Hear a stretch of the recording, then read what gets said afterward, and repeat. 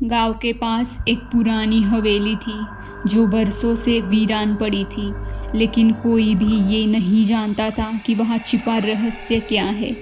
हवेली की पिछली मालिक एक अमीर महिला अपनी बेटी के लिए एक खास गुड़िया लाई थी। वो गुड़िया बहुत सुंदर थी, रेशमी बाल, चमकती हुई आंखें और हाथ से सिली हुई ड्रेस। लेकिन उस गुड़िया के साथ एक भयानक कहानी जुड़ी थी। महिला की बेटी आयुषी उस गुड़िया से बहुत प्यार करती थी। वो दिन रात उसके साथ खेलती थी, लेकिन धीरे धीरे आयुषी बदलने लगी। वो शांत और डरावनी हो गई। उसकी आंखों में अजीब चमक आ गई और वो हर समय उस गुड़िया से बातें करती थी जैसे कि वो जिंदा हो।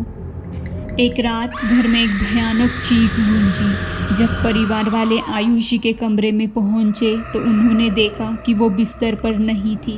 उसके कमरे में सिर्फ वो गुड़िया बैठी थी और उसकी आंखों में खून जैसा लाल रंग झलक रहा था। उस रात के बाद आयुषी कभी नहीं मिली।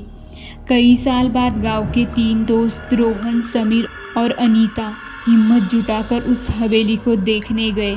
हवेली में घुसते ही उन्होंने महसूस किया कि वहाँ की हवा अजीब और भारी थी। दीवारों पर जाले लटके हुए थे और हर तरफ सन्नाटा पसरा था। एक कमरे में उन्हें वो गुड़िया मिली। उसकी आंखें अभी भी चमक रही थी। अनीता ने हंसते हुए कहा, ये तो बस एक गुड़िया है, इसमें डरने की क्या बात है। लेकिन जैसे ही उसने गुड़िया को उठाया, दरवाज़ा अपने आप बंद हो गया और कमरे में ठंडी हवा चलने लगी। गुड़िया की आंखों से रोशनी फूटने लगी और एक डरावनी हंसी सुनाई दी। तीनों ने डरते डरते उस कमरे की तलाशी ली। वहाँ एक पुरानी किताब मिली जिसमें उस गुड़िया का सच लिखा था। वो गुड़िया एक प्राचीन शाप के कारण अभिशप्त थी। किताब के अनुसार वो गुड़िया एक तांत्रिक के हाथों बनाई गई थी। तांत्रिक ने उसमें एक बुरी आत्मा कैद कर दी थी। जो भी उस गुड़िया को छूता वो आत्मा उसे वश कर लेती और अगर कोई उस आत्मा की बात न माने तो वो उसकी जान ले लेती। रोहन ने गुड़िया को फेंकने का फैसला किया। जैसे ही उसने गुड़िया को दूर फेंका, कमरे में जोर से गूंजती हुई आवाज आई, तुम मुझसे बच नहीं सकते। गुड़िया हवा में तैरने लगी और अनीता की ओर बढ़ने लगी। समीर ने जल्दी से किताब में लिखा मंत्र पढ़ना शुरू किया। जैसे जैसे वो मंत्र पढ़ता गया, गुड़िया चिल्लाने लगी। कमरे में तेज हवाएं चलने लगी और सब कुछ हिलने लगा। आखिरकार गुड़िया टूटकर कई टुकड़ों में बिखर गई। हवेली एकदम शांत हो गई।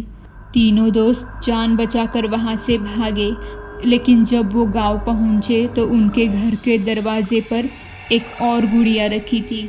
उसकी आंखें चमक रही थी और उसके साथ एक पर्ची थी जिस पर लिखा था, ये तो सिर्फ शुरुआत है।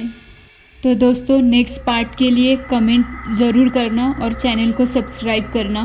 तो दोस्तों, ये कहानी आपको कैसी लगी मुझे कमेंट में ज़रूर बताना और मेरे वीडियो को लाइक और चैनल को सब्सक्राइब ज़रूर करना। मिलते हैं अगली कहानी में। धन्यवाद।